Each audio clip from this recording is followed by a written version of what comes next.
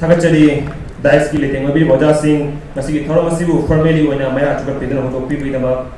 Amsugi Pakong Biapa Pafalu, Tamon the Chin Tabon Zaraga, Nasiki Thoramasi, Tagon Sebi or Puna, Howadi Hova, Aswang Yadana, Kiliomiami, Punu Pengo Jari, Hadan, Amsuimiam from the Miami from the Amsunus April of the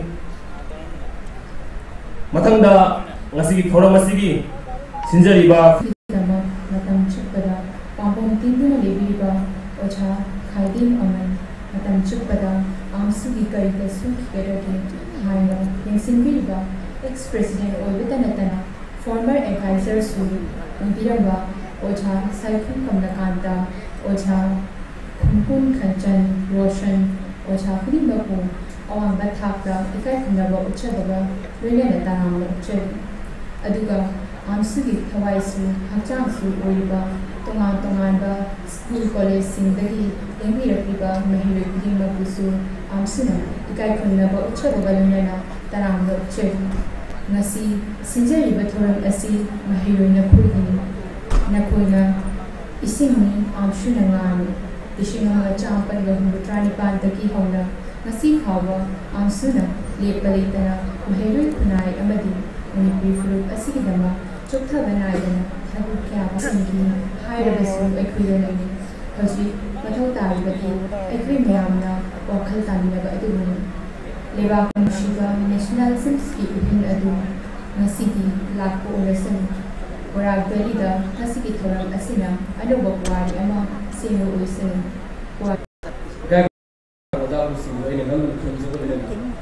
Masih singlet lo masih bipoma koi wa agi maru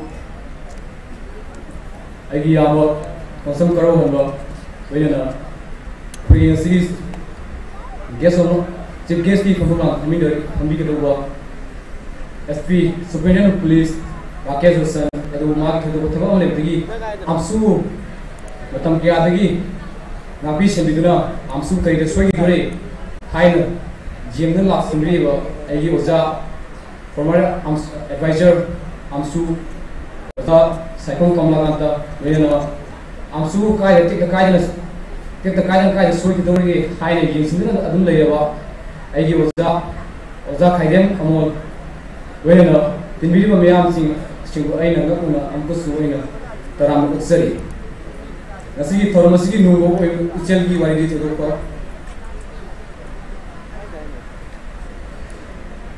Nasi Asigu Toro Asi on top of the newcomer students in the Koina, Mahiro Singi Apun from Bak, Amaku, Amsuki Fida, Sida, Kuchin Ravi, Labi Yapani, Senior Amda, Amsuna Sin Kazi Magudi, Mahire Kunai, Apun Kaptana, Kunai, Agi, Drebu, you have this Sakam, Amakurapo, Amma, Jaminagani, Hivesi, Kanjari, CIA and Asi, Silgi Wapun, Tata Service and Jay.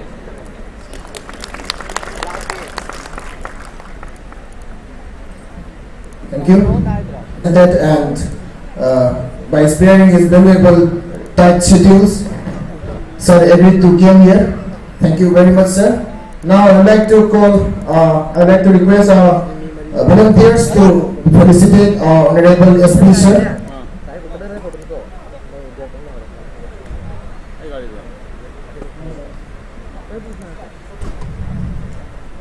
AMSU member will felicitate our Honorable SP sir with the Manipuri Gamcha.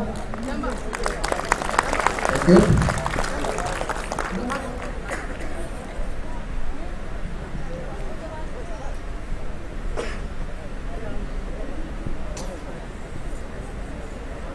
Now I would like to call upon stage our Honorable podium, our Honorable SP sir. Mr. Rakesh Roshan is a 2008 IPS batch officer. He is well known for his beautiful nature, and sir is also known as encounter specialist. Sir is also a gallantry award winning officer. We are very much feel privileged to have a great IPS officer like sir in this platform. Now I would like to call our Honorable sir to deliberate his valuable speech regarding the program. Honorable SP Sir Kasar.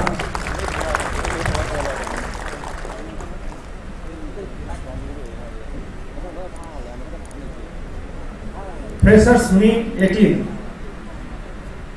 on this auspicious occasion level पे बहुत ही अच्छा नाम कमाया है। अभी मैं Jiribam DC का नाम लेना चाहूंगा। क्या नाम है उनका? वो मेरे बैचमेट हैं 2010 बैच पे। किसी भी क्षेत्र में if you want to be an educationist, if you want to be a professor, lecturer, scientist, civil servant,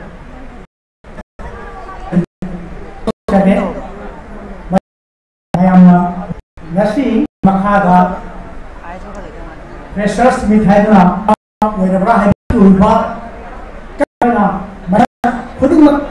aikoi mari phuri tanate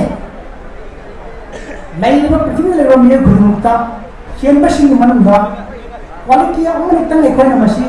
shoidna jaw daga khwadi hena chawba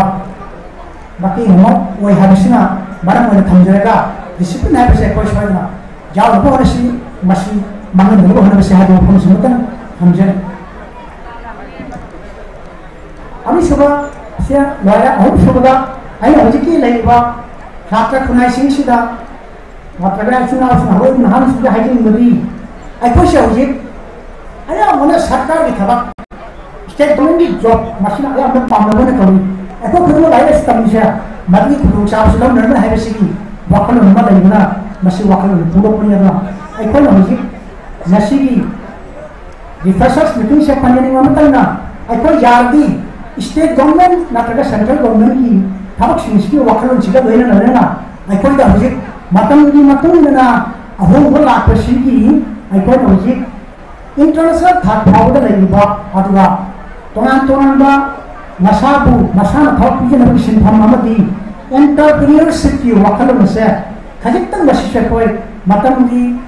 जावल पसिदा मसिसु खंदुना कोइना मसिसु हजिक्तनि हौना जावसन नेबे खंजंगा चमनि बहायबसे हम वाखलुसे थमजरागा आई आरो बिदामो बायना ममने थाले सबरेना याक वाखलुसे मतांसे केचिना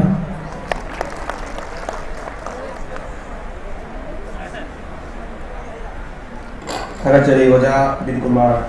नसिगी थोरमसिगी मैलेनबा तेथको वाफों कर खमिदमिदबा अदुगा मतंगदा मो वांगोय सिंग मनंगा अमु कौशन जगे ओजा एनजी बजलाल एक्स जनरल सेक्रेटरी आमसु मे एलिसन अदुगा ओजा दा इसिंग दे बामना कोई वांग बिगे द ओजा सिंग दे कोई मतंगी शॉर्टेज कर ले मरमना ओजा सिंग यारगदी वहम सिंग अदु खर तेतेना नियाम एथम द थंबिना मै दबा आमसु बि मागे दि अपील तवजरे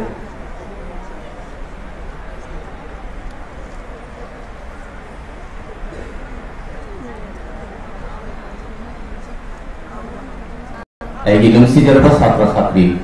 मरुम पिजा खुदी मको आहाकी माके दगी एक्स जनरल सेक्रेटरी आमसु तारा नोक्चरी लोइना आहान मुक्ता